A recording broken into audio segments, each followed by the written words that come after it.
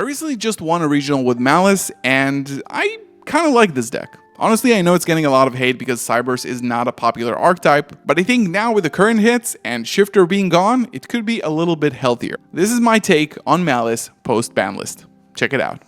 So without further ado, I want to jump into the deck list. This is a 42 card Maliss build, and it is not with Fiendsmith because I think Fiendsmith are actually going to go up in price like crazy.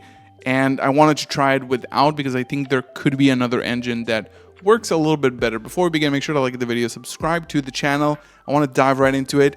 First of all, it is really hard to predict on day one what's going to be the meta. There are so many decks that you're not even thinking of that could make a comeback, like Ritual Beast, like Yubel, things that are scary. But this is sort of like an approximation of what I think could work. And I would like to know your thoughts in the comments below, of course. So let's start off with the Maliss engine. We currently have 2 Dormouse, we have 2 Rabbit, we still have 3 Chessie, which is great. You know, this is what it is. The deck is still fairly consistent, but it did have a problem with names.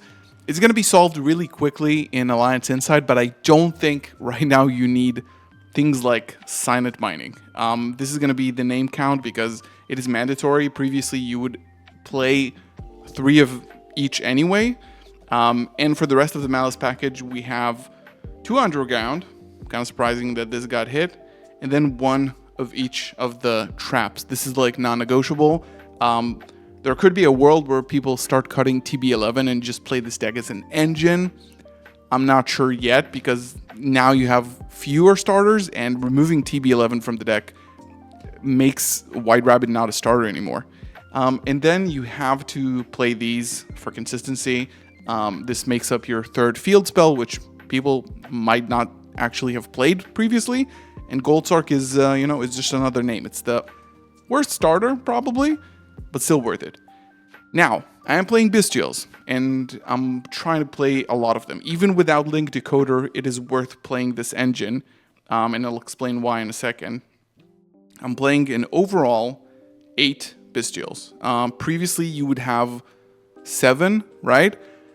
You just need to extend and get names. Even without Link Decoder, it still makes a Link 3, it still makes a Ransom. Every name that you summon can turn into a Link 3 once you have a Bestial in the hand. Now, in addition to that, Drew's Worm is obviously a 1, but the Fiendsmith engine has not been hit at all.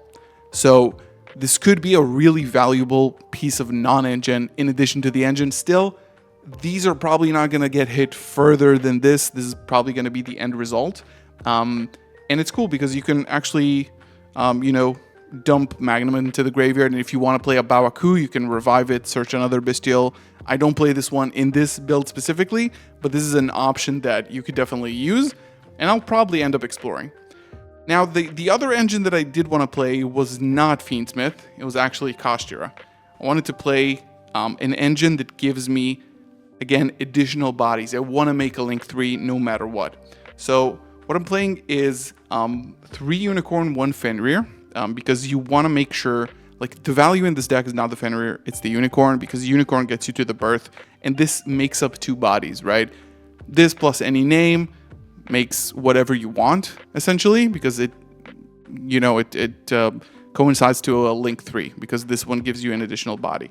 So this is the numbers that you want, and the reason I wanted to play the Kashtiras was because of set rotation, because now you can get to your Maliss field spell a little bit more consistently, and if you already have access to the engine, you can just get Pressured Planet Raceoth with this. So it's basically like a 7-card-ish engine, including the set rotation, which is a consistency card for Maliss. And I think right now, like in the TCG, people have moved into playing more Kashtiras. I was playing Kashtiras in my side deck, just because it helps beat Lancia so well. And I think it's going to be pretty solid in this version of the deck. Now, this was the engine. Basically, the non-engine, it's always kind of a guess, but I'm trying to predict like what could work. It's going to depend on the decks in the meta.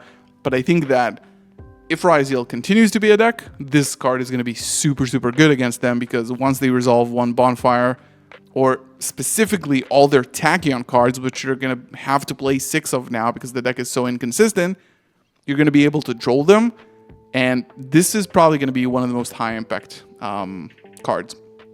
Again, I'm playing Ultimate Slayer in the main here, which is something that I played in my regional as well. I think that in this version, you need like a lot more engine. So the non-engine needs to be really, really good. This is why I pick like high impact cards. This, because I'm playing the Terahertz package, which I didn't like previously and I'm testing right now, you have all the colors in the rainbow in your extra deck right now. You have a Synchro, you have a Fusion. This could work really well against Blue Eyes, against Ryzeal, against basically any deck that you want.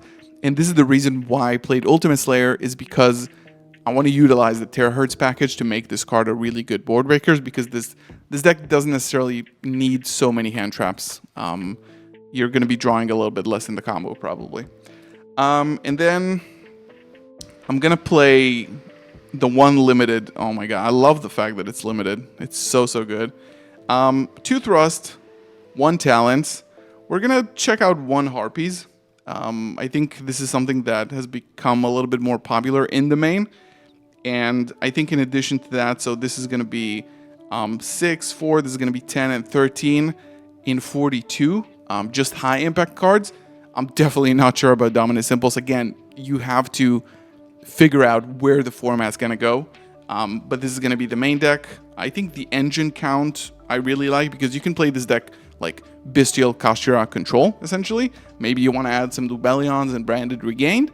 That could be really, really helpful. Maybe instead of the Sereners as well, just to get like more value, just play Bestial Control. And I think it's pretty solid. I'm gonna be testing it out. It's hard to do that on day 1, but yeah. The extra deck lost basically 2, even 3 cards. So we are gonna play the Lingeribu, because you know if you don't play a Link 1, which this is, you're gonna be stuck with the Bestials in hand. Like, you need a way to get the Malice names into the grave. You still have a Link 1. Link Decoder is great, but don't forget you still have this, SP and IP, Lizard, and Splash. This is gonna be pretty much mandatory. You're gonna need this for a lot of combos. Cerberus, Dark, the Dark Charmer, and then the 3 names. And then I wanted to play the Firewall package just to see, again, if I can abuse Ultimate Slayer that way. Firewall and Access Code are really good as well. And Neo Tempest Terahertz with these 2 targets. Specifically, like, this is going to be really good against Blue Eyes. And depends on how the format goes, you might want to side in Mirror Logic Aggregator. I don't like to main it because these are such good removal. Like, this in the mirror is really, really good. Normal Dome Mouse. Just put in this spell and trap zone, and it's pretty much over 99% of the time. And the save worm is just really good if people move into playing board breakers, even though I'm not sure that's going to happen now with Talents and Crossout gone. Might be a heavy hand trap format. This is going to be my version of Malice for now. I know, like, the non-engine might seem sus, but I think I'm going to be testing this out. I think the deck is pretty solid. And again, Alliance Sunset is right around the corner. This is why the Banlist hit pretty hard. And no shifter. Yay. Thank you so much for watching. I'll see you in the next one. Peace.